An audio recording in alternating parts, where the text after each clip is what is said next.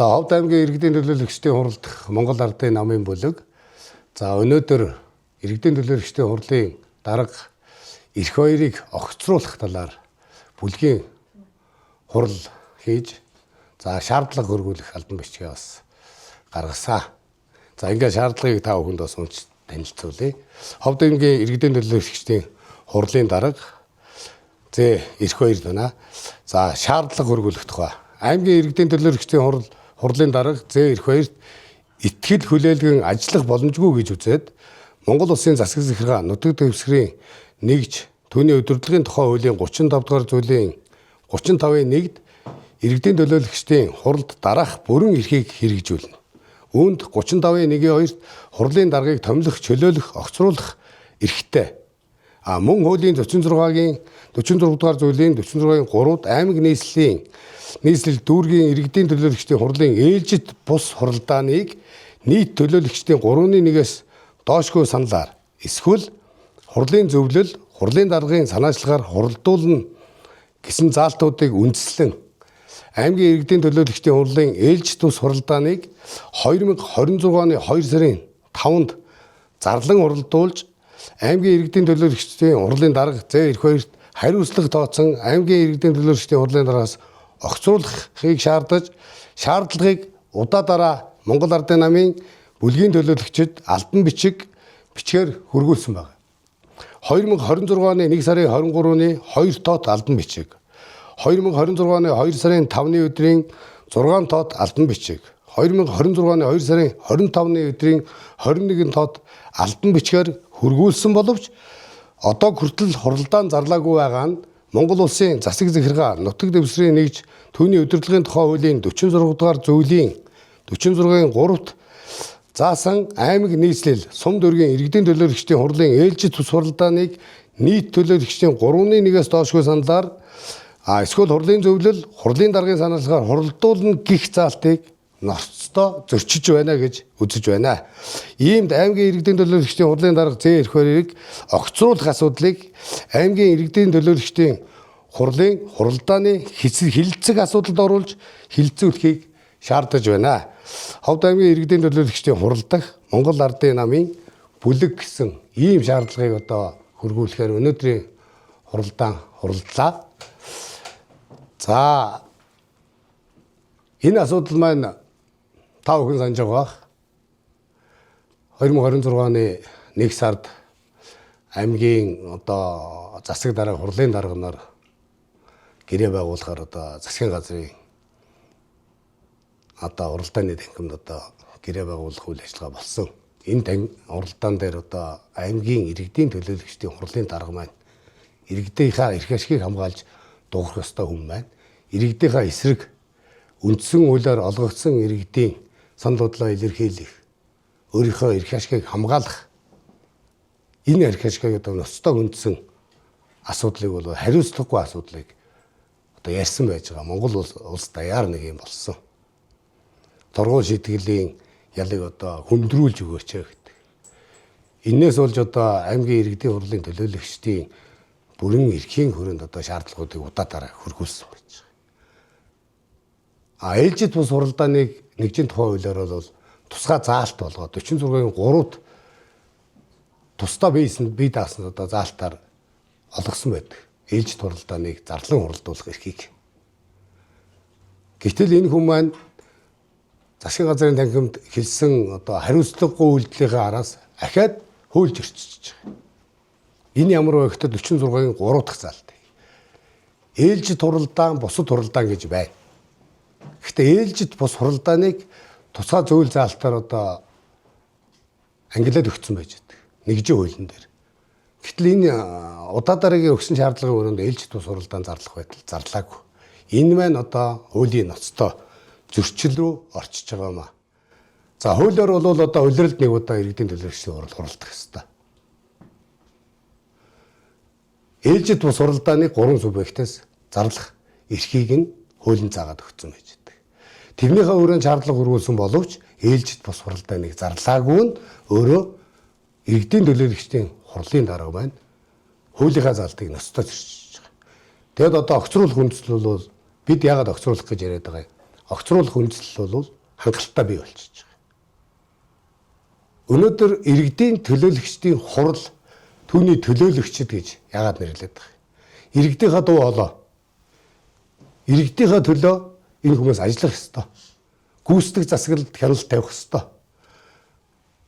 Гүйцэтгэх засаглалын ажиллах бүх чиглэлийг баталгаажуулж өгдөг энэ эрх үхий байгууллага байж байгаа. Тэгтэл хурлын дарга маань нэгдүгээр хамгийн хариуцлагагүй үйлдэл нэгдүгээр гаргасан, хоёрдугаар хуулийн тодорхой заалтыг ингэж зөрчиж байгаа. Ийм байдлаар иргэдийн төлөөлөгчдийн хурлын дарга цаашид энэ хурлыг даргалах эрхгүй гэж үзэж байгаа учраас бид энэ шаардлагуудыг хөргүүлж байгаа. За маргааш иргэдийн төлөөлөгчдийн хурлын зөвлөл хуралдах сурагтай байж байгаа. Хуулийн хүрээнд ээлжид хуралдаанаа зарлах ёстой. Хуралдахаас 7 хоногийн өмнө зарлах ёстой. Энээс өмнө бид хэлцэх асуудалд оруулахаар бас энэ шаардлагуудыг баримт материалын хамт хөргүүлж байгаамаа. Ийм шийдвэр гарсан тул бас энэ хэвлэл мэдээллийнхэн ард түмэн сонсох хэрэгтэй. Та бүхнийг энэ хэвлэл мэдээллийн улсууд ард түмэнд болон зохих шатны улсууд хүргээсэй гэж утасны үндсэн дээр өнөөдрийн энэ хэвлэлийн хурлыг зарлж байгаамаа. За эндгээд энэ гаргасан шаардлагатай холбоотой та бүхэн маань бас асуулт байвал бид хариулъя. За баярлалаа. Нэг асуулт байна. Тэгэхээр аймгийн иргэдийн хурлын дарга, эрх байр дарга яг тэр Улаанбаатар хотод хуралдааны танхимаас хэлсэн үгэндээ бас уучлалт гуугаад иргэдийнхээ өмнө бол мэхийн яслаад бас уучлалт гуйсан гэж үзэж байгаа. Тэр намын зүгээс бол энийг бол уучлах боломжгүй гэж үзэж байгаа та бүхний энэ гаргаж байгаа шаардлагатаар харж байна л да. Тэгээд ээлжид бус хуралдааныг бас зарлаач гэсэн энэ дагуу зарлаагүй юм байна. Та нар бүхэнд яагаад хуралдаанаа зарлахгүй байна гэсэн энэ хариулт чинь ямар зүйлийг хэлж тайлбар тавьж байгаа юм бэ? За ер нь бол яг иргэдийн төлөөлөгчдийн хурлын дарга төлөөлөгчч бай хөвхөн ч гэсэн хариуцлагагүй алдаатай үйлдэлтэй мэдээж уучлах байх хэвээр. Гэхдээ энэ албан тушаал бол уучлалаар асуудал шийддэг албан тушаал нэгдүгээрт биш.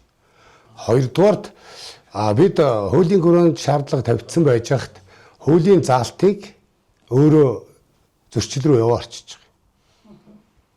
Ээлжид бус хуралдааныг шаардсан байж хурлаа зарлаагүй. Энэ бол ноцтой асуудал байхгүй. Хуулийнхаа заалтыг зөрчиж явчихж байгаа. Түүнээс хуулинд уучлалтгүй үйл тийм ээ өршөөнөөч гэдэг юм уу? Тийм зохицуулалт бол байхгүй шүү дээ. Тэгэхээр бид нэгэнт Монгол Ардын намын бүлгийн төлөөлөгчч бай, Ардс намын бүлгийн төлөөлөгчч бай, нэгэнт иргэдийнхаа төлөөлөл бол суучгаад ийм асуудлыг бид хүлээн зөвшөөрөд байж байгаа. Ердөөс нэгдүгээрт болохгүй. Хоёрдугаарт энэ хүмүүс маань ингээд хуулиа зөрчичлээ. Ёс бус зөндөө асуудлууд Ардс нам ирэх барьж байгаа намын хувьд сумдад хүртэл ноцтой асуудлууд хариуцлагагүй асуудлууд зөндөө гарч байгаа. Тэрнийг бол тухайн шат бүрээр бид бас мэдээллийг цуглуулж байгаа. Сөрөг хүчний намын бүлгийн хувьд бол биднээс ажиллаа хийхийг, зөв ажиллаа хийхийг зарчимтай хуулийг биелүүлж ажиллахыг бид шаардах ёстой. Өөрөөр хэлбэл нэг асуулт байна. За яг энэ үеэр тамаа намаас бас нэр бүхий төлөөлөгчд гарын үсгийг зураад аймгийн засаг даргаыг огцруулна гэдэг энэ сандыг хараад гарын үсгийг зураад явжсэн шүү дээ. Тэгээд яагаад энэ асуудал бас болчихвоо? Магадгүй Арс намтаа намилсан ч юм уу тохиролцсон асуудал байгаа юм. За бид өнөөдөр анх удаага соёл мэдээлэлд нэгдүгээрт хоёрдугаарт аймгийн иргэдийн төлөөлөгчдийн хуралд Монгол Ардын нам албан ёсны байр суурийг бол урд нь огт илэрхийлээгүй байна. За ер нь бол төлөөлөгчийнхаа бүрийн эрхийн хүрээнд урд нь 11 сард нэг тийм асуудлууд болж байсан. Тэн дээр бол Монгол Ардын нам албан ёсны байр суурийг илэрхийлээгүй шүү дээ. Ер нь бол асуудал оруулах эрх, хуралд асуудал оруулах эрх нь хуулиар 3 субъект байдаг. Нэг нь хурлын хороод төлөөлөгч, тухайн нэгжийн засаг дарга 3 хуралдаанд асуудал оруулах эрхтэй байдаг. Дараагийн асуулт.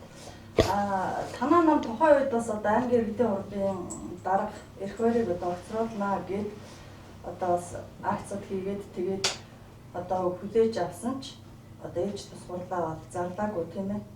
Гэхдээ танаа намаас гаргасан тэр мэдээлэл бол Монгол Ардын намын бүлгийг тодорхойлохгүй юм аа.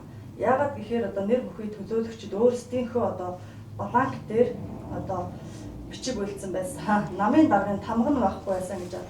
Тэгэхээр намын даргын өмнөөс төлөөлөгчид шийдвэр гаргах эрхтэй юу?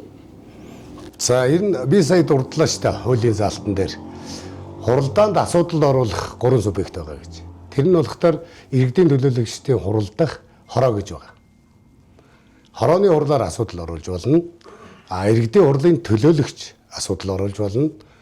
Тухайн нэгжийн засаг дарга асуудал оруулж байна. Тэгэхдээ төлөөлөгчдийн хувьд болохоор яг тэр эрхийнхээ хүрээнд бол 3-1 гэж ярьж байгаа шүү дээ.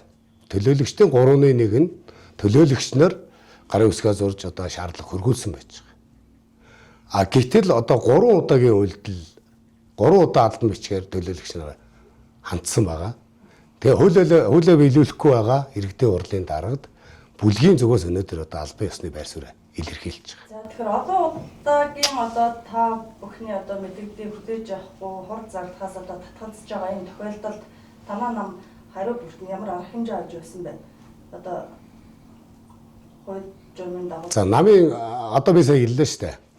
Намын бүлгийн зүгээс өнөөдөр албан ёсны мэдээллийг хөргүүлж байна. Албан ёсны байр суурь илэрхийлж байна. Намын бүлгийн зүгээс.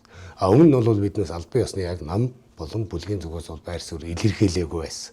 Одоо өнөөдрийн төвшөнд албан ёсны юм илэрхийлж байгаа учраас бид цаашдаа ахаад зөх шатны хуулийн хүрээний шаардлагуудыг тавиад явна. Одоо өнөөдөр бид бас төлөөлөгчийнхаа баланкаар хилцэх асуудлын жагсаалтанд бас хуулийн хүрээгээр л хандах хэрэгтэй болж байгаа. Сая би хэллээ шүү дээ. Асуудал оруулах эрх нь 3 субъектэд байгаа гэж. Тэгэхээр төлөөлөгчийнхаа баланкаар бид асуудлын хилцэх асуудлын бүр 1-р оруулна гэдэг хэлбэрээр байдлаар шаардлагыг бас хөргүүлж байгаа өнөөдөр. Нэг хувьд аймгийн иргэдийн хурлын дарга эрх баяр даргаыг ер нь огцруулснараа ер нь ямар үр дүнг та бүхэн хүсэж байгаа? Миний хувьд бол төрийн болоод төрийн бус байгууллага байна уу? Аливаа үйл ажиллагаа тогтвортой байхлаар үр дүнд хүрнэ гэж боддог л доо. Тэгэхээр эрх баяр даргаыг огцруулснаар улс төрийн хувьд бол улс төржилтөө хийгээ явдаг гэж болно. Ард иргэдийн хувьд ямар давуу тал бий болох гэдэг вэ? Эрх баяр даргаыг огцруулснараа аймаг орон нутгийн хөгжилд ямар дэвшил авчрах юм? Иргэдийн хурлын үйл ажиллагаа яаж сайжрах юм? Энэ дээр та бүлгийн зүгээс хариулт өгөхгүй юу? За энэ дээр ер нь бол иргэдийн төлөөлөгчдийн хурал гэж байгаа. Бид иргэдэд төлөөлж иргэдийнхээ санал авч төлөөлөгчөөр сонгогдож байгаа. Нутгийн өрөөдөр тасны байгууллага. Энэ хүрээнд хариуцлагагүй 1-р үйлдэл гаргацсан. 2-р ингээд хуулийн зөрчил үүсгэсэн хүн энэ албан тушаал дээр байж болохгүй. Энэ төрийн залгамж чанар энэ Монголын төр гэдэг зүйл дуртай хүн тэгэл хууль зөрчөөл тийм үү? Дуртай өгөө хэлж яриад ингээд явах юм бол энэ иргэдийн төлөөлөгчдийн хурал энэ тэрүүн нэр хүнд гэж байж байгаа. Энэ болохгүй шүү дээ. Өнөөдөр энэ хариуцлагын асуудал ярьж байгаа болохоос биш бид ирээдүйн хөгжил, цэцгэлэлт энийг өөрчлөнөөр өөрчлөгдөнө гэдэг асуудал ярихгүй байгаа. Бид иргэдийн төлөөлөгчдийн хурал гэдэг энэ нутгийн өрөөдөрт ёсны байгууллагын цаад зорилго нь юу вэ? Гүйцэтгэх засаглалыг чиглүүлж явах хэрэгтэй. Бид гүйцэтгэх засаглалаас ажлаа сайн хийхийг, хууль биелүүлж ажиллахыг шаардах эрхтэй субъект байхгүй юу? Энэ утгаараа 1-р. 2-р улс төрийн намын байгууллагын хувьд бол улс төрийн шийдвэр бас гаргаж байгаа. Тэгэхээр энэ хүнийг солисноор ийм ажил сайжирна, ийм ажил муудна гэдэг асуудал биш ээ. Энэ бол хариуцлагын асуудал. Танаа нам арсан намтай ашиг санхлын зөрчлөөс ангид байж чадж байгаа юу?